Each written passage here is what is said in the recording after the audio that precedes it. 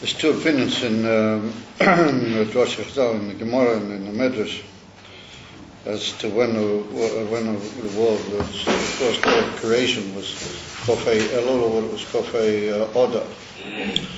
So according to Rabbi Eliezer, it was Kofei Oda.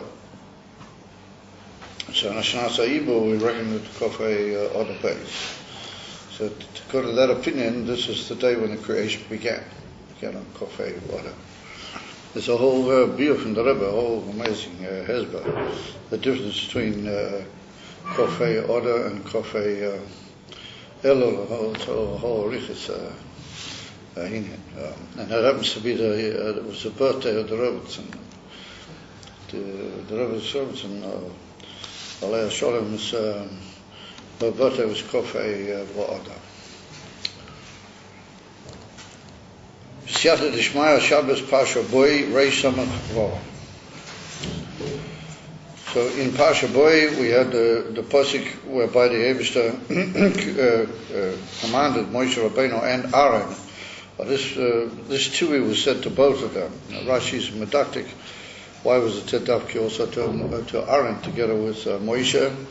And it's what's called the famous tzivui of Chidush HaChodesh, the mitzvah of counting the Chadoshim, and every Rosh Chodesh, had it could be Mekadesh that day as a special day of Rosh Chodesh, being, as it were, the leading or Ikadei at that month. We learn from this pasuk that was said to Moshe Rabbeinu and Aaron in Mitzrayim prior to the whole nest of Yetzias Mitzrayim. Chodesh Hazer Lochem, this is what the Eibusha said to both of them in the form of a commandment, as we'll see. Chodesh Hazer Lochem Reish Chadoshim Rishoin Hu Lochem L'Chodshei HaShonah. That this month, which is now beginning, this was said to Moshe Rabbeinu on Rosh Chodesh, and he gave it over to the whole Jewish people, that this month, which was the beginning of Nisan, it was the day of Rosh Chodesh Nisan, this month is for you, meaning for the whole Jewish people, Reish Chadoshim. It is the head of all the months. Reish Chadoshim. Rishoin Hu Lochem L'Chodshei HaShonah. It's the first for you in the counting of the months of the year.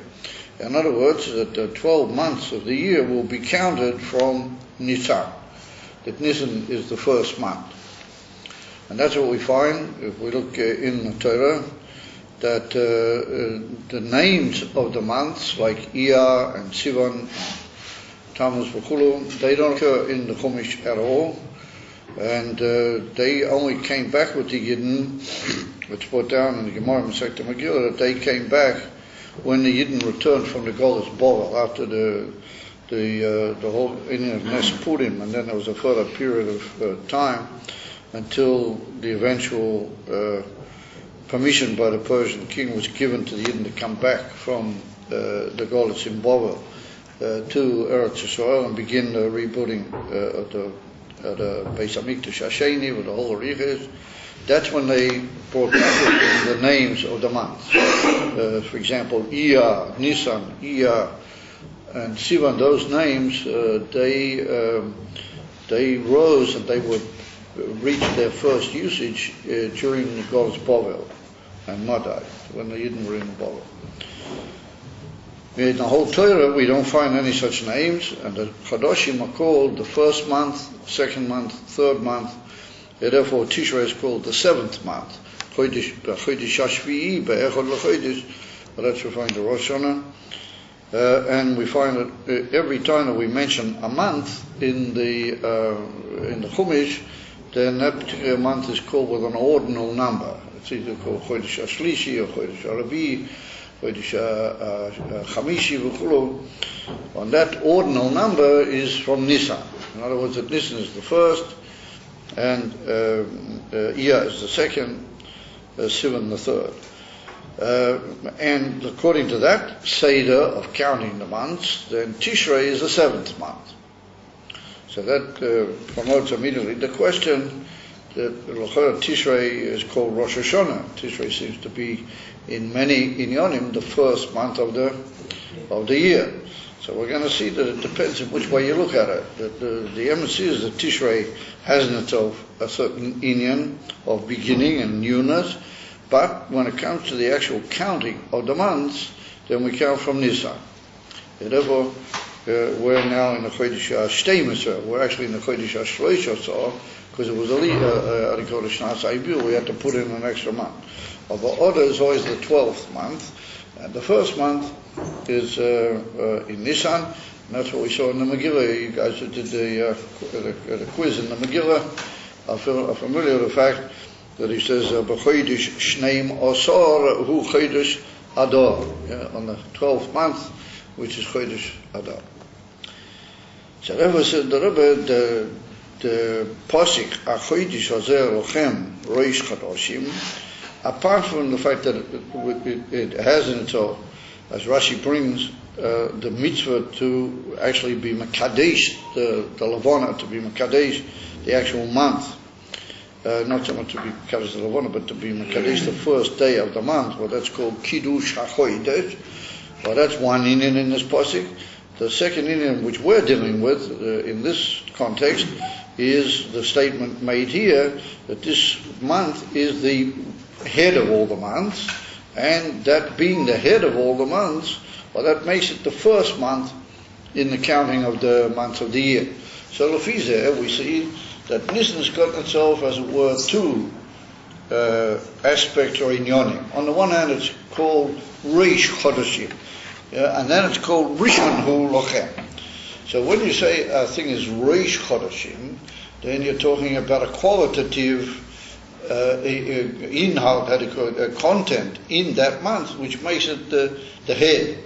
So the head is a leading point, but the head is like a Eiva Miyuchad in a whole series of other Eivorim. Well, that's more like a qualitative statement than a numerical or ordinal statement. Of what you say, Rishon Hu Lochem B'Chodesh HaShonah, then that's an extra thing, and maybe the Tluim Zeh, maybe because it has this mila that it's like the head of all the months, and therefore it becomes Rishon in the counting of the months, in the ordinal numbers of the months. It also, so we see it's got two milas. It's the Rosh, it's a capital inyan all in its own right. And that lends and adds another chashivas in the counting of the ordinal number. In the months it becomes the first month. But Chodesh Lohavim, if we understand that way, v'haloi Rosh Chodesh Tishrei hu Rosh Hashanah, the first day of the month of Tishrei, that's called Rosh Hashanah, and that's a name which, albeit the actual expression Rosh Hashanah doesn't occur in the Chumash. We don't find that the first day of the 7th month, which is Tishrei, is called Rosh Hashanah in the Psukim. But nonetheless, that's a name which it's given al-idei our sages in the Mishnah.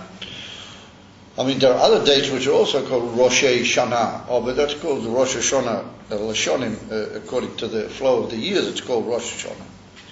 As hu Rosh Hashanah shekoilo kol Hashanah. Dal Shem Zeh nikra Rosh.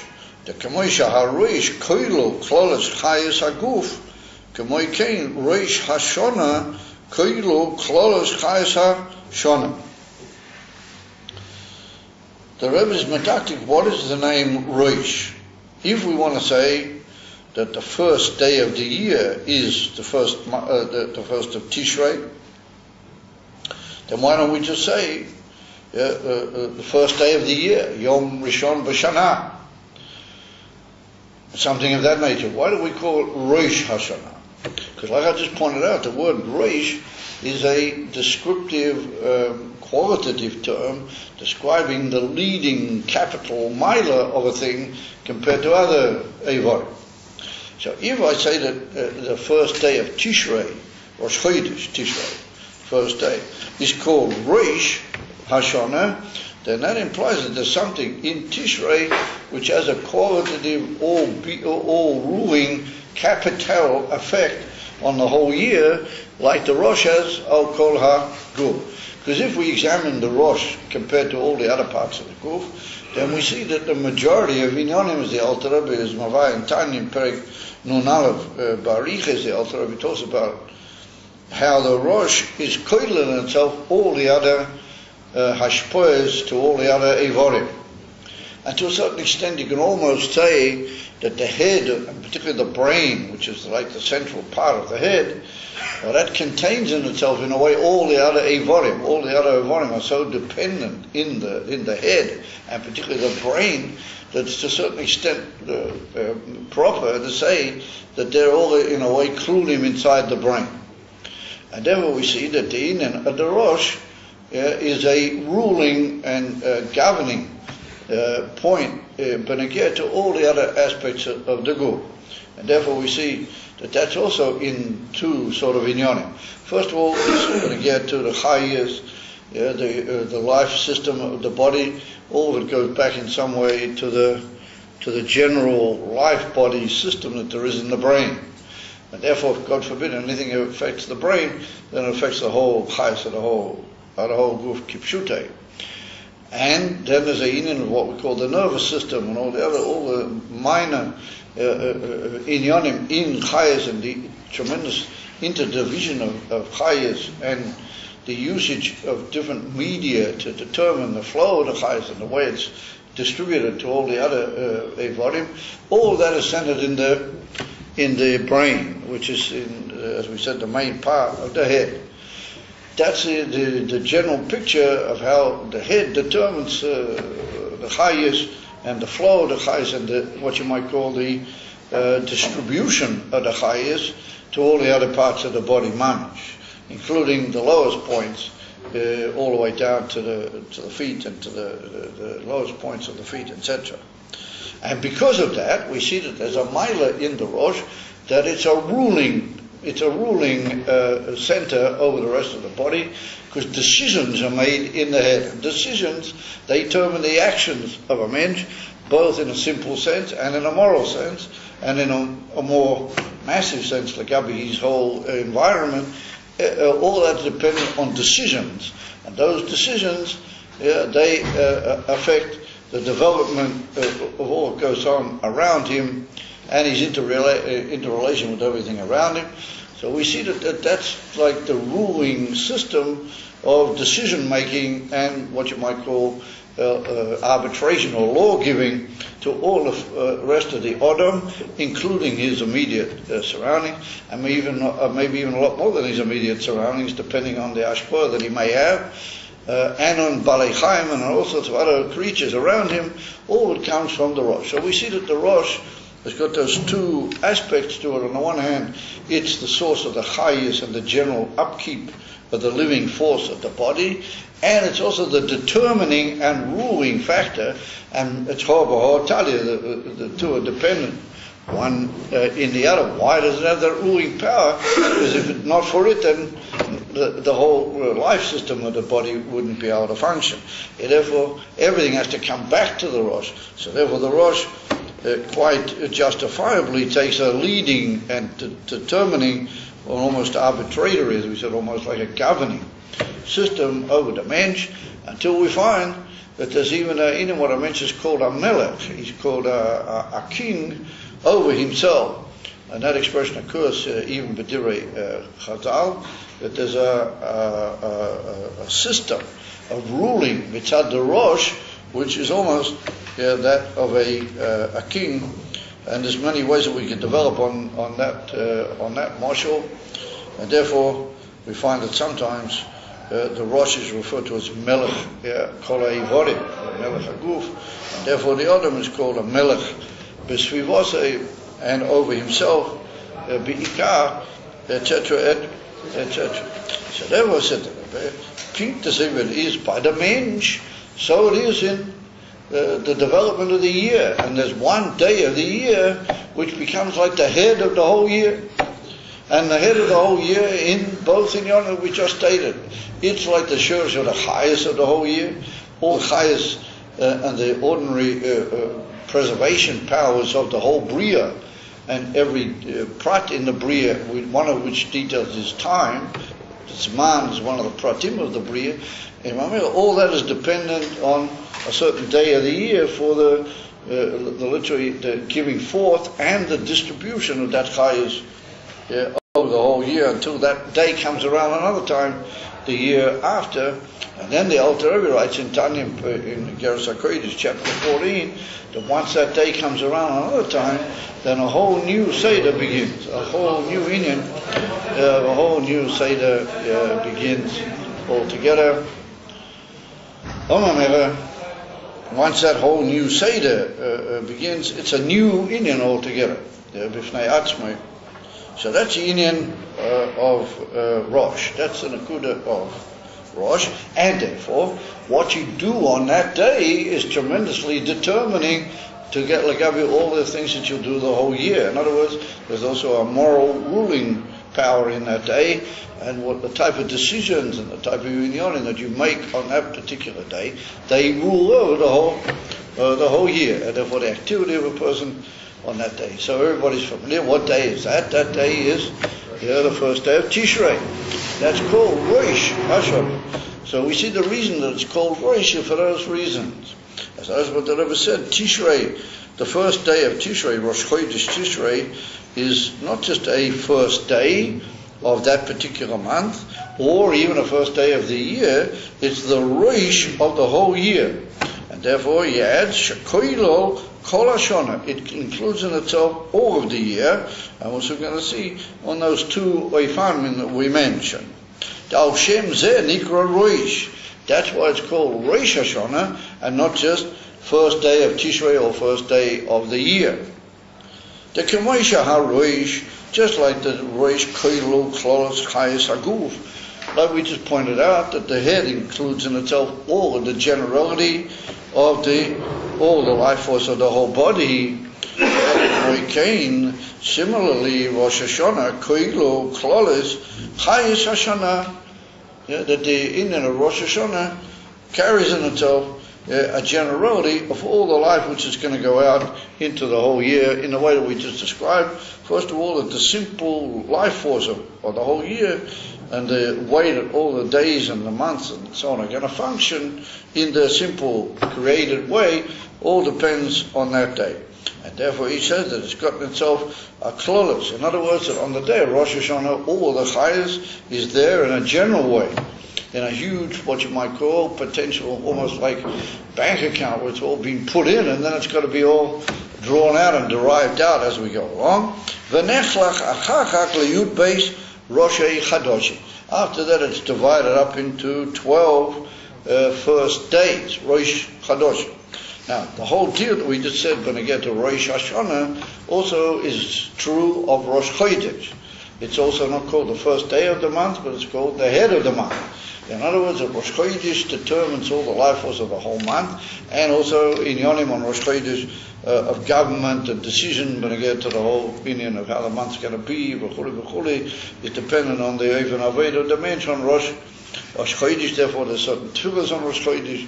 There's in Yonim Noisofim in the whole Anhoga of a year on Rosh Chodesh. So therefore, Rosh Chodesh, the 12 Rosh Chadoshim, they're like small Rosh Hashanahs. They take that old generality, which is Mizgala on Rosh Hashanah, and they divide it up into 12 more general, but albeit, like Gabi Rosh Hashanah, more specific. Rosh Chodesh lelamed yoyim, and every Rosh Chodesh then divides itself up into 30 days. In other words, that the whole 30 days of that month are dependent in their Rosh Chodesh, and their Rosh Chodesh is dependent in what it gained from Rosh Hashanah. So Nimtza, the Rosh Hashanah, U Rosh V'Rishain L'Chol Chodshei HaShana. It follows from that the day Rosh Hashanah is the Rosh, and therefore would seem fair and proper that it be the Rishain L'Chol Yemois HaShana, to all the days and to all the months of the of the year, because we just pointed out that that's the Pshat Rosh Hashanah, that's Koil, and so all those inyanim that we pointed out. And therefore, it should be that the first day of Tishrei, which is the 7th month, if we count from Nisan, well, that is the day that L'chora wins the name of Rosh, and therefore it should win the name of Rishon also in the counting and in the ordinal numbers of the months. And we see that it's not like that. And therefore he says, V'loma ne'emal Rosh Chodesh Nisan shehu Rosh Chadoshim. Why do we say that the head of all the months is what we're talking here in our pasuk, which is Rosh Chodesh Nisan? And l'chayra, Rosh Chodesh Nisan would be the same thing. It would be the Rosh, and therefore it would give over its chayes into Rosh Chadoshim, and they would develop from that the Ramad Yom in each Chodesh. So you can't sort of dance on two chasna. You can't have two heads. L'chayra. It can't be. There's no such thing as two heads. The famous Gemara. You can't have two heads. Therefore, if we say that Nisan is the Rosh Kol HaChadoshim, then how can we say that Tishrei is Rosh Kol HaChadoshim? That's the shaila. So, when you're presented with a shaila like that, then there's different ways that you can answer it. And you could say that maybe up to a certain point, then it was like that, and then afterwards there was a whole change, and we gave it more to this one. And to a certain extent, we do find certain suggestions of that nature. And from the beginning of the creation, the Ikar Rosh Hashanah was Tishrei. Oh, but by Yetzias Mitzrayim, there occurred a whole new inyan in the creation, which was called the going out from Egypt. Yetzias Mitzrayim is after that. Kilo Nisan became like the Rosh Hashanah, and Tishrei went into the background, as you might say. But and even though there are certain nuances that lead and support that argument, but it's hard to argue that way in an ultimate sense, because we see that when it comes to Rosh Chodesh Tishrei, Rosh Hashanah is a tremendously serious day, and it seems to have all the teikif that it had at the beginning of the creation, and we talk about it in such a way that it determines the whole year. This is one I brought down Beribui has Beilim in the Ritzilas and in Yonim Pashtas, even in Halacha, the way you have to conduct yourself, the way you have to do it. That's the day which is determining all the things which are going to be, both Pagashmis and Baruchnias, Parnasa, V'Oidin Yonim V'Chulei Al Kol HaShana. So it's hard to say that was the Seder up to Yetzias Mitzrayim, and after Yetzias Mitzrayim, Nisan became the Ikar Rosh, because we see that l'chora we do treat Rosh Hashanah with tremendous importance, beneged to the inyanim, which we just explained here. So how can we say that Nisan? So the other way to answer it, and that's l'chora what we're going to do here, we're going to say that there's two different types of Rosh Hashanah. It depends what way you're looking at the whole creation. In other words, that there's one way of understanding the divine relationship to the whole creation, and that leads Tishrei to be the Rosh, the head, with all the things that we described, and therefore to be the first, automatically to take over the ordinal system as well. Or we can answer, no, there's another way of looking at the creation, another way Hashem relates to the creation, and if we go that way and we look that way, then we'll see that Nisan is the Rosh. In other words, that you got as it were two heads to the year, but they're not two heads because each of them is a head in another way. It's only just that the concept of head is like a general concept, and that's common to both of them, but they're not heads in the same way. And therefore you can't say that there's two heads, because there's two different general sources of Ashpoya. And that's what he brings now, the Rebbe. That's what we go on now to explain. Behine Ba'Keda Koso. Now the Akeda is a famous sefer which was written on the borderline of at the end of the Rishonim and the beginning of the Achronim. It's more shy to the Tekufa we call the latter period commentators. And it is a famous sefer which is several volumes. It's an immense work called the Akedas Yitzchok. Akedas Yitzchak, but generally speaking in Chassidus it's quoted as the Akedah, or in many other Svarim, we just quoted the Sefer Akedah. So maybe the reason being that sometimes we hesitate when great commentators call their names, things which are mamish like very chief concepts in the Torah, that we're careful not to call it too much by that name. Akedas Yitzchak means the actual Akedah of Yitzchak. And therefore, in order to avoid, being a little bit overstated, therefore we call it the Akedah, not Akedas Yitzchak. And we find a similar thing when we get to the famous Sefer, the Shlo. You've heard of the Shlo. Well, the Shlo is a Rosh Hashanah, Shnei Luchos HaBrit, and he called this the Baal HaShlo. He was an unbelievable great person, Kodesh Kedoshim. He called his work the Shnei Luchos HaBrit. And so therefore, by Chassidim, we don't want to say Shnei Luchos HaBrit. That's overstated to call a Sefer Shnei Luchos HaBrit. So therefore, we give it a Rosh Hashanah and we call it Shlo. So, in order to avoid using the expression Shnei Luchos HaBrit. So the same thing, it could be the same reason. In most places where I've seen it quoted on the part of our Rebbeim, they say Koso HaAkedah. They don't do Akedas Yitzchak. Anyway, why do he call it Akedas Yitzchak? Because he was called Yitzchak. His name was Rabbeinu Yitzchak Ibn Arma'ah. He was Sfaradi. He was from Sfarad. I'm not sure if he was true of Sfarad in the Girush Sfarad, the famous driving out from Spain. But he was around about the time of the Girush Sfarad. Therefore, he's the end of the Rishonim and the beginning of the close to the period of the Achronim. And he wrote this huge Musa. It's like a Sefer Musa or Sefer HaDrush, to put it more correct. Sefer HaDrush, on all the parashiyas and also on many of the Yomim Tovim and things that he wrote. Bariches, Gedol B'derech HaChakira, Elokis and Drush, conceptual inyonim on a high level. Therefore, it's held to be a very authoritative work. So, Kosovo Akedah, the Albeis Oifanim Yechilim Onu Leida Gadlus Haboirei. He said that we can come to appreciate the greatness of the Eibishter in two ways, two general manners, that we can experience the greatness and appreciate it of Hashem. And so what we're going to do is divide into two ways of appreciating. So when you say two ways of appreciating Hashem, also what does that mean? Does that mean it's entirely dependent on us and therefore we divide it into two Eifanim?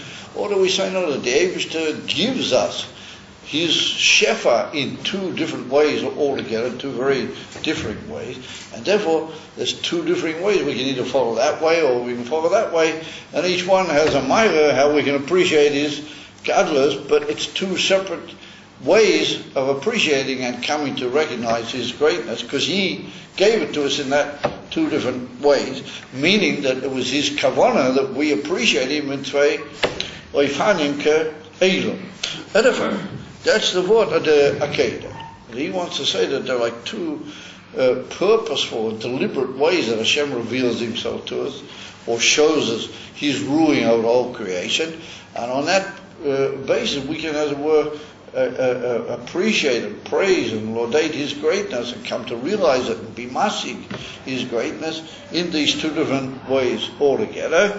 And we'll see that Tishrei and Nisan are two leading points of these two different ways altogether of appreciating and b'meireh, valuing and serving Hashem and his, as it were, from appreciation of his godliness. So he says, Aleph, mi hanhoges hateva, yecholim onu lahakir gerulas haboirei, mi hanhoget tmidias, shemisnaig tomid bo'efen echad, beli shinui ובלי הפסק. בזה ניכר כוח האין. So, first way round, so we can come to appreciate the Eibishter from the conduct which is called Teva. nature. In other words, the unchanging and continuous way that the world functions without interruption the whole time. In other words, the sun goes up in the morning, it goes down in the evening, all the other inyanim function, all the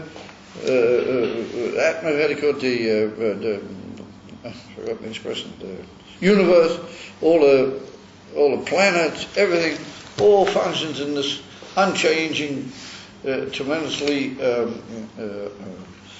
precise way, which never alters and expresses itself in a continuous, unending way.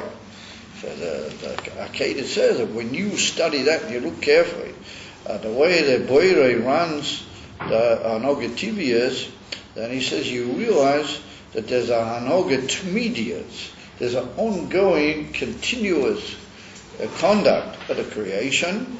Shemisnai Tomid, it's always acting and carrying itself forward, even echad, in one way. Beli shinui, without any change, or beli hefsek, without alteration, or bezeh nika koyhoin.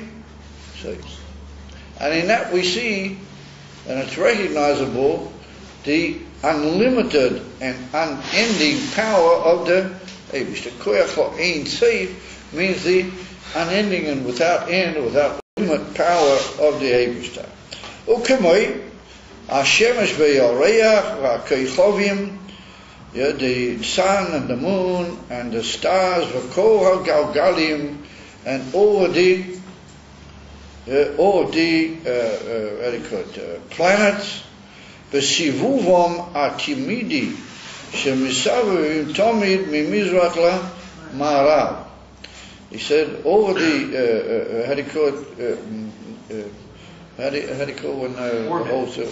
orbits, the continuous orbits and the function of the heavenly bodies, and particularly the planets, in their orbits and their continuous traveling around. Sivuvim means to move in circles. Shemisavim tomid, they're all the time going mimizrach la'marav, from the east to the west. Ve'enam mishanim es tafkidom, and they never alter their task. Ubeli hefsek, and they not only never alter their task, but they're also without any interruption, klal uklal. So in other words, there's two inyanim. First of all, that they never alter what they do; they always do the same thing. And it's also beli hefsek, that it never finishes. It always, that doing what they do goes on forever. So that's what the Rebbe writes here, that they go mimizrach lamarav. Well, that's what we see. Yeah, we see how the sun comes up in the east and goes down in the west. And so the way we look at things here on the earth, we tend to say that things move from the east towards the west. However, I think if we take the way the Galgalim spin on their orbits, they also spin on their orbits. What way do they spin on their orbits? Does anybody know? The opposite way, actually. The opposite direction. When they spin on their orbits, they spin in the opposite direction. When they spin on their orbits, they go the other way around. They go what we would call, I think, west to east. In other words, what you might call clockwise and anti-clockwise. In other words, generally speaking, if we talk about east to west, then I think we're going in a general sort of a way, the way the clock does, in a way. But the way they spin is they spin anti-clockwise. So in that sense, to interfere somewhat with what we say, that's we say going Mizrach.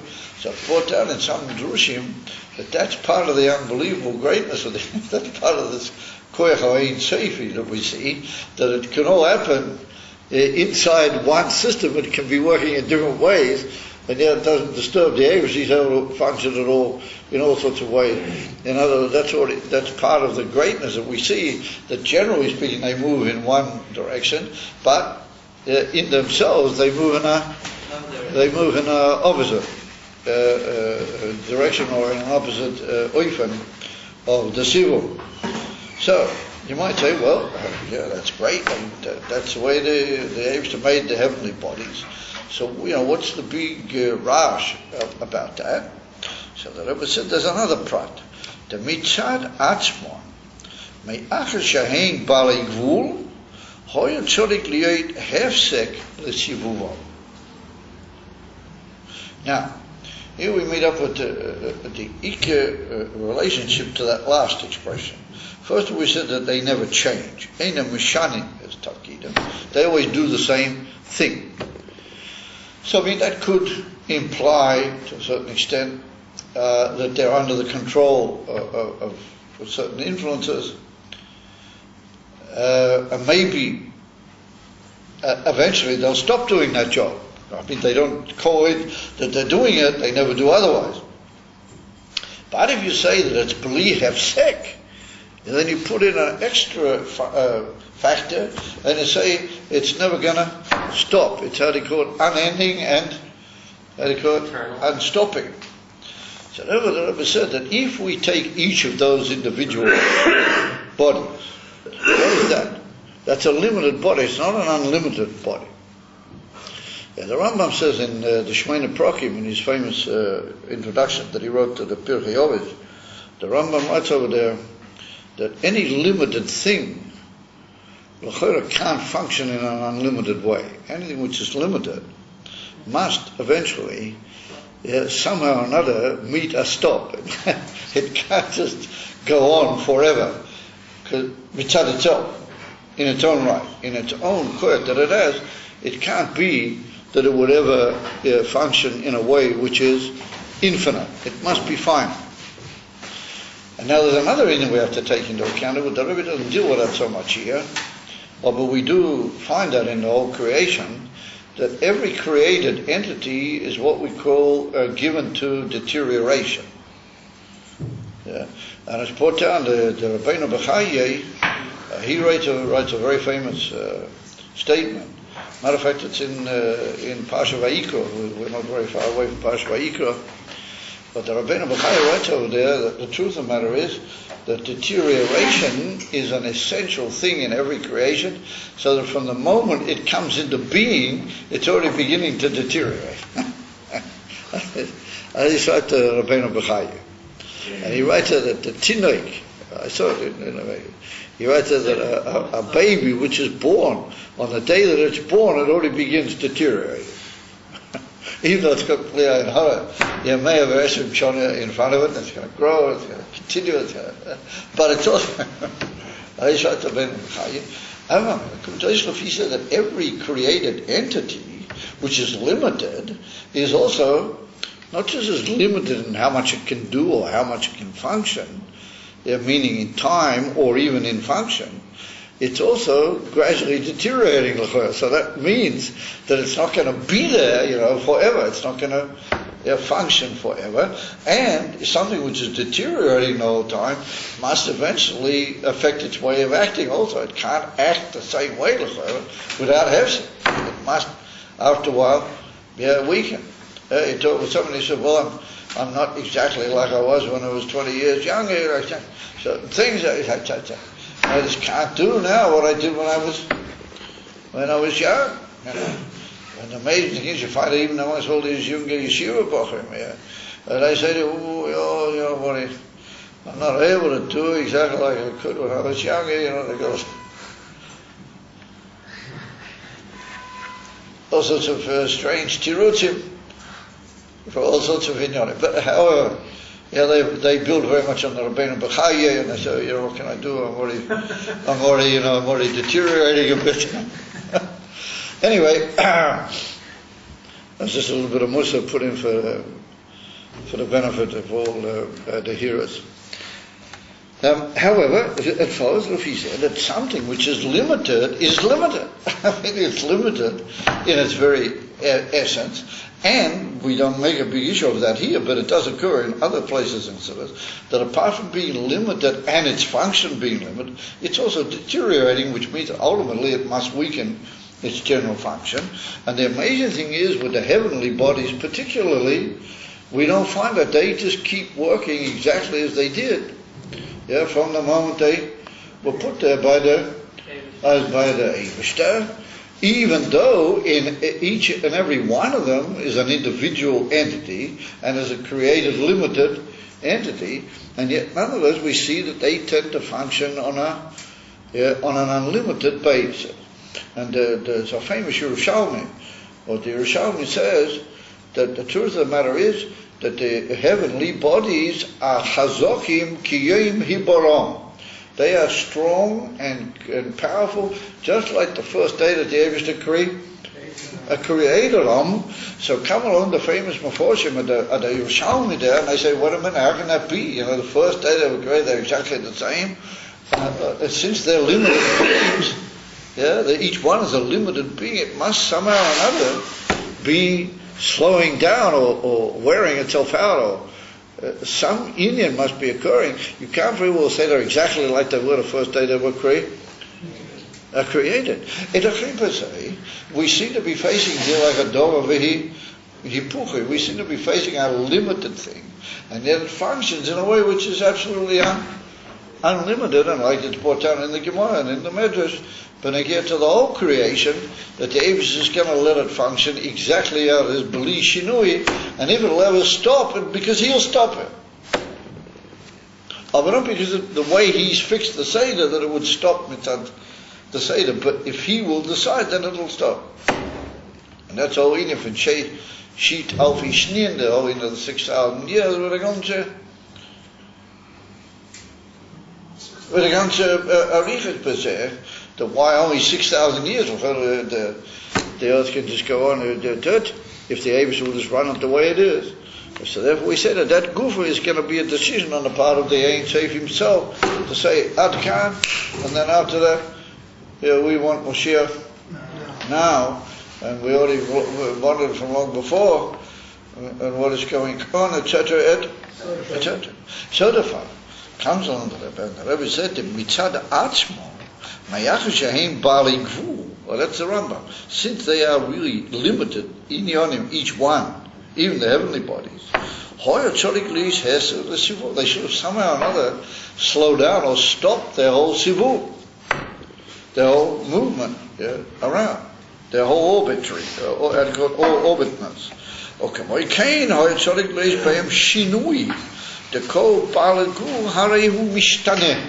Now, that's the two in Yonim, what I just pointed out. On the one hand, they should eventually slow down, and stop, because they only have a limited koyach. So the koyach should only take them for a certain amount of time.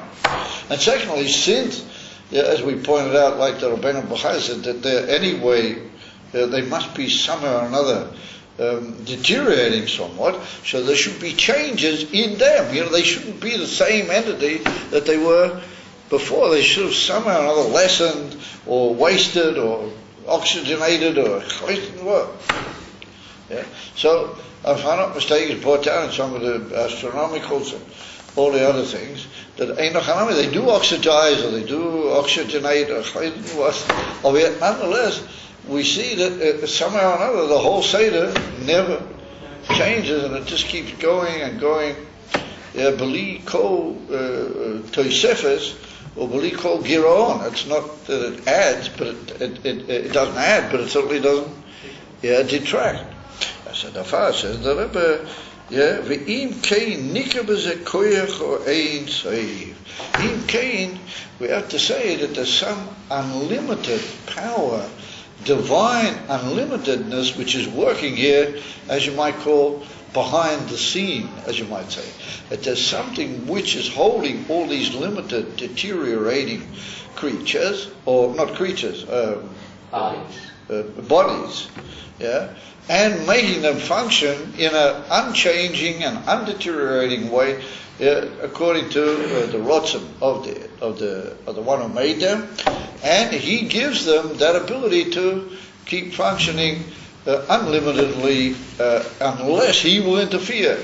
That's the only way we can picture that they would ever stop what they're doing. Says the Rebbe, that's a combination of something which is limited with the koyach of something which is unlimited. It's what we call the yichud of the bilti bavhu ima gvu, or sometimes we call it yichud seivu umamale, the union of the two forms of revelation of the Eibishter. So the Fizeh, that it's like the famous Mochel, the Rebbe Marash in the famous Hemshah, Maim Rabim, in the Hemshah Maim Rabim, he talks a whole business about Maim Shalom. I was talking with you guys about Maim Shalom. Over there, the Rebbe Marash writes that we could compare that to our Moshul, that we see, if you take the concept of a Mayon, I am a spring al Pitorah. So a mayon is something that is not allowed to stop. If it stops, then it's not an emissar mayon. It just keeps being novea tamidi, puli hefsek. But once it comes up out of the ground, then each drop is like a limited drop in its own right. And each drop eventually can fit with other drops into a vessel, into a kli, and it doesn't break it, it doesn't blow it. You can carry it away, and it'll live and function for you in a limited way. And yet, nonetheless, we say that a mind is an unlimited thing. So, what is the answer? The mitzad the moker, mitzad the shoyer, it's unlimited. Yeah, it's all the time finding, but it comes in such a way that it is limited entities. So we see the union of an unlimited power producing and giving forth limited powers, but unlimitedly limited. As it goes, proprietary limited, unlimited. In other words, that every limited entity, but those limited entities can go as long as the mayon goes, and that is Adain so that would answer the famous Shaila, are all the heavenly bodies limited or are they unlimited? So mitzad echad, they're limited, because each one of them is limited. Over mitzad sheni, they're unlimited.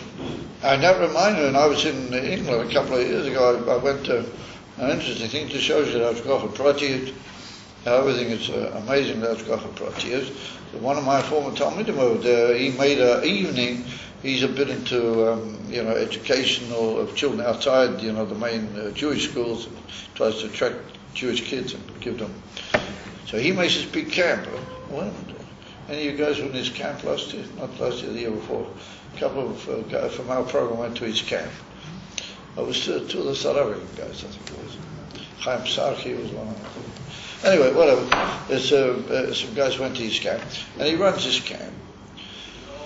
And he does everything he can to attract these children into Yiddishkeit a bit more and show them the whole wondrousness of the Yiddishkeit, and at the end he makes this big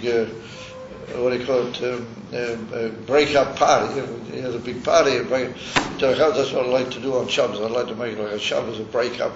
Shabbos is the end of this month, that everybody should be here on Shabbos and be together a little bit, like some sort of a break-up. That's the concept that I have in mind. But that's only if I have the shtachvis of all the dita pratiyas, the neshamas and gufim, that they will willingly decide to be here for Shabbos and come to the davening and come to do what you're supposed to do on Shabbos, etc., etc. Anyway, go back to the story. So he announced he's going to make this big breakup party, and I just happened to do at that time to be on a visit to Leeds. I was staying by the other shliach over there. You came into my room today. Remember there was a fellow with me there?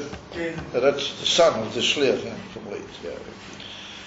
He was once a shliach here in the yeshiva. Yitzchak Marantz remembers him. He helped our boys like Yisrael Gigby does now. He did that sort of job. Anyway, so I happened to be there. So my Talmud, he invites me to come to this breakup party. I said, I'll be very honored if you come. I've got the other hand. He said, I understand. If you don't come, I won't be angry. So I thought, so why did he say that? So I thought, what's going to be there for me? whole lot of kids, all sorts of things, all the parents, and they'll be singing songs, there'll be a activity, and maybe one of the local rabbis will make a speech. That's not really big time for me, I can maybe spend my time more profitably, other things, etc., etc. Also, I thought to myself, wait a minute, after all, he is my time, and if I go there, he'll get a lot of idul from the fact that I took the time to come and be at his function. So I said to myself, I'm going. Here we are. So I get myself together.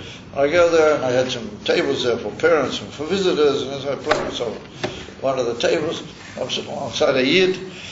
So he turns to me after a while and he says, listen, Rabbi, he said, you appear to be some sort of very close with Rabbi Angel, who's the main shliach here. He said, what do you say? I'd just like to tell you something I just saw on the television, or I read it on the internet, or I read it in a book, or something he told me. I said, okay, well, with pleasure. What is it what would you like? I was interested in a bit of conversation, So he says that I say, he said there was an opinion that the universe was immense and it was absolutely impossible to imagine its immensity, but it must eventually end somewhere. That was clearly the opinion of a lot of scientists up to a certain point. They felt that the universe must be like an edge, a top, and then what's after that? Maybe just empty space over there. So he said that's the way they worked, and then they developed these unbelievable cameras and these unbelievable sort of telescopes, where they can get to what they thought was the end of the universe, and they can even sort of see, maybe start peeping beyond it with these unbelievable machines. He said that's what they were holding for a long time. And he said now they've actually started looking. They've actually taken a peep beyond the universe. And he said, what did they find? He said they found the universe. They found that it's not like they thought. It finishes, but it all just keeps going and it just starts all over again. Instead of trillions of galaxies, there's another 50 trillion galaxies. There's another whole lot of galaxies that they never imagined could possibly exist. And all of a sudden here they are, they see that the universe doesn't finish, it just keeps going.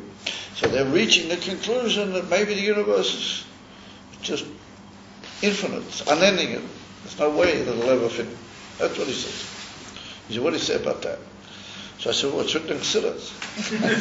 So he said, well, what is Chassidus? I said, you don't know what Chassidus is? I tell him a bit about Chassidus. I said, it's written in, it says that really all of the inyanim that the Eibusha created are behemoths without it. But just that each body and each individual is a limited entity. But the Eibusha can be told that he's the emissary, bli gvul, and he's the emissary, Ein Sof. He can create gvul, bli gvul. He can create gvul without gvul. He said, what do you mean? Tell me. He said, you knew this already before.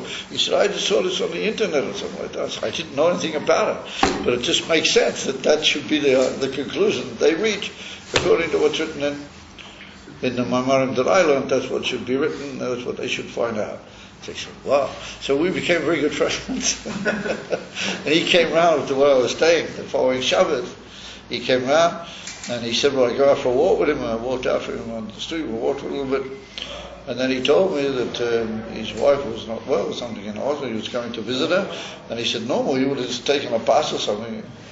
He said, but after he learned that whole business about the universe, particularly after we had this conversation, he said he's decided he's not going to travel on the bus.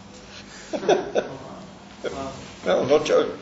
He said he decided that there's some sort of divine power working here that he never really, took a great deal. He always believed there's some sort of divine power. But if it's as real as all that, then maybe we better be careful what we do around here. So he's decided he's not going to travel on the bus. That's what he told me. I walked with him on the street. And he said he's going here and he's going to have to walk here and turn around there. And it's going to take him about 30 minutes more or so longer to get there. But he said he's quite happy with it and takes on himself. So that's how the whole Inyan from bli gvul and gvul together came up because I took the Tirucha to go to that meeting. And I had this amazing conversation with this guy, and he ended up keeping Shabbos, the next Shabbos, as a result of that. And I hope, and I trust, and I imagine that it was also other Shabbos as well. Could be the merit of that Shabbos actually helped heal his wife. He helped heal his wife because he kept the Shabbos. Could be that the merit that he kept that Shabbos could be that it helped heal his wife. He had what? It could be that the merit of him keeping that Shabbos could have helped heal his wife. Could have helped make no doubt about it. Yeah, very, very nice. Yeah, very nice what you say. The fact that he kept the Shabbos had a good influence, for the health of his wife. Yeah, 100%. I didn't like to ask him, how sick is she or what's the problem. If a person doesn't tell you, you don't sort of say what she got, what is she sick with, what's going on. He didn't offer to tell me that, so I didn't go into it. Yeah, you're right, 100%. You're right, 100%. That's what the Rebbe means here, that from the study of all the heavenly bodies, we see that there's a power of the Ein Sof linked with the power of the Gvul, and they feed one into the other, and they function together, Be'inyan Echad. That's quite an amazing idea, particularly according to the Moshe of the Rebbe Marash. Has been written in another place at great length. He said, so from that we see, so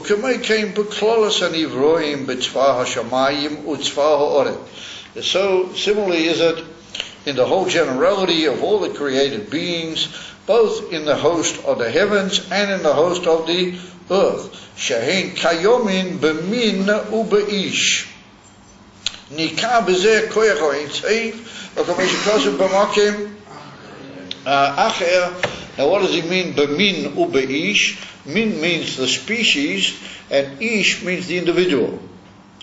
So it's put down in Sforim that in the heavenly bodies, they are kayomim be'ish, means that each individual body just continues all the way through, like we just pointed out, even though it should change, it doesn't. Oh, the fascinating thing I forgot to mention, that the Rebbe Rashab brings down in Ein Beis, the Hemshech Ein Beis, he brings down that when we say that these heavenly bodies, he said that they are really finite entities, and yet he said that it's not just that they're finite, but the Eibishter pushes them in a way that he just keeps pushing them, that they'll be Ein Sof. He said, but they become, because of the union of the Koyach HaSoiv in them, they become like eternal beings. And he said there's a different way that a finite being or a non-eternal being and an eternal being live is two different ways of living. It's two different ways of existing altogether.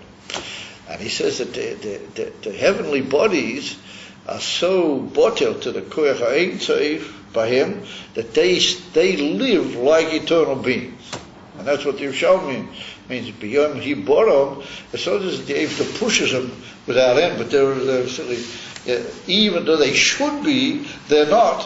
Why? Because the Eibishter, through the Ashpoah of the Ein Sof, they really live as if they live the same way as eternal beings live. That's an amazing thing. Like Malachim? Huh? Like Malachim? Yeah. And later he brings the Malachim. Of the Malachim also, generally speaking, there's certain Malachim that they live eternally. If he said it. But it's a very amazing idea. It's not just that he's holding it there, but his mamish changes them through the Ashpoah, the Pnimius, the Seivim, that they change in their very essence. There's a lot to be said about that. However, that's what's written over there in Ein Beis, and that's called Kayomin Be'ish. Kayomin Be'min, the creation down here in this world. But we see that each individual snail or lizard or whatever min, whatever species it may be, or that particular flower or whatever, they die away and they deteriorate completely. But another one comes in their place, which means that the species is always Ein Sof, but not the individuals, but the species. And so you might ask a kasha which put down the Leviathan was at the beginning of the great, now it stopped being, and then it's going to come back again after Leosid and so on. So that's not a kasha at all, because there the Eibishter deliberately interfered with the Leviathan. That the Eibishter caused the Leviathan to stop. He didn't want it for certain reasons. And it was not that it stopped in its min, in its species. The Eibishter just stopped it continuously multiplying. So what happens in the min is that it's the min that keeps going, ain't say. So that's what he means. Kayvon ba'ish uba min. Well, that's a tzvah shamayim and tzvah oret. What about ofachot and Kofa hub? Ofachot. Oifachol? Yeah. It's what is ofachol? It's brought down somewhere in the Chumash, I think. It's an animal that keeps on existing. It dies and revives itself. Bird. Yeah. All animals die. All of them die, but their species keeps going. You follow? The species keeps remultiplying. Yeah. So is that what it says when it says that the Eibishter plays with the Leviathan? Because I think it says in the Gemara somewhere. Yeah. It's that he plays with the Does Leviathan. that mean that he keeps it alive? Is that No. He didn't. He only played with it for a certain time. Now he plays with it Baruch Niyas. So he keeps it alive? Or? No, he doesn't. As far as its physical existence is no for the time being. But in Ruchnis, there's a certain Indian which is dear from the Leviathan. Also, we have to finish now because we're going to double mile. But that's the Nakuda, so that's the Anhoge, according to the, how do you call him, the Balakaida, that's the Anhoge Lefiatev. And in that Kufa we see the Ein Seif, we see the union of the Ein Seif and the Gvul together. And he said the base of Anhoge Shalom Mailametev. He says another way that the Eibishter runs the world completely beyond Teva altogether, and that's Nisim. There were certain Nisim which are completely Michutz Derech HaTeva altogether, and the Eibishter shows that to us every now and then, and through that we can come to appreciate his unlimited greatness, and that's what we're going to see. That's even from Nisan, and therefore there was one on the word Nisan from Lashon Neis. Yeah, and it's brought down from Lashon double Neis, Nisei Nisim, Nisan, Lashon Rabim, and the Tzarichet. Well, Bamira, of Chodesh Nisan is that Hanhoge of Lamayla Me'ateva altogether, and it's a different way of us recognizing the Indian of greatness of Hashem.